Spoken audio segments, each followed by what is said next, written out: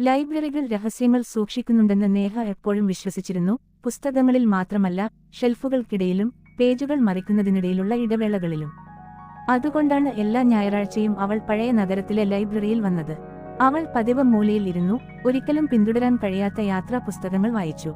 ഒരു ഞായറാഴ്ച മുകളിലെ ഷെൽഫിലെ ഒരു പുസ്തകത്തിനായി അവൾ കൈ നീട്ടിയപ്പോൾ മറ്റൊരു കൈ അവളുടെ കയ്യിൽ ഉരഞ്ഞു.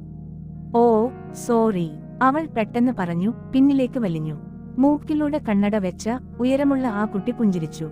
"വേണ്ട, കുഴപ്പമില്ല. നമ്മൾ ഒരേ പുസ്തകത്തിന്റെ പിന്നാലെയായിരുന്നു എന്ന് തോന്നുന്നു.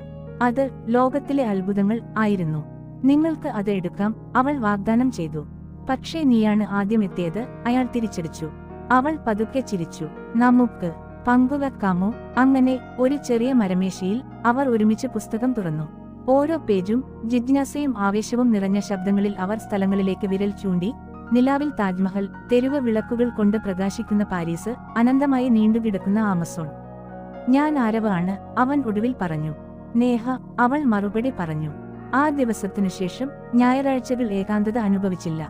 ലൈബ്രറിയുടെ നിശബ്ദതയ്ക്കിടയിൽ അവർ പുസ്തകങ്ങളും ആശയങ്ങളും പങ്കുവെച്ചു, ചെറിയ രഹസ്യങ്ങളും മന്ത്രിച്ചു.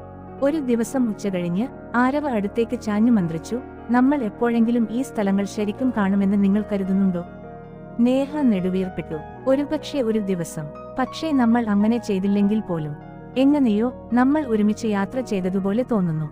അപ്പോൾ അയാൾ അവളെ നോക്കി, ശരിക്കും നോക്കി, ഒരു പരിഭ്രാന്തിയോടെ ചോദിച്ചു, "എങ്കില് എനിക്ക് ഏറ്റവും അടുത്ത അത്ഭുതത്തിൽ നിന്ന് തുടങ്ങാമോ?" "ഇവിടെ," അവൾ മറുപടി പറയും മുൻപ് അവൻ പതുക്കെ അവളുടെ കൈപ്പേജിൽ വെച്ചു. അത് ഉച്ചത്തിലായിരുന്നില്ല, നാടകീയമായിരുന്നില്ല, നിശബ്ദമായ ഒരു ലൈബ്രറിയിലെ ഒരു നിശബ്ദ സ്പർശം മാത്രം. എന്നിട്ടും അത് മതിയായിരുന്നു. കാരണം ചിലപ്പോൾ ഏറ്റവും റൊമാന്റിക് യാത്രകൾക്ക് വിമാനങ്ങളോ കപ്പലുകളോ ആവശ്യമില്ല.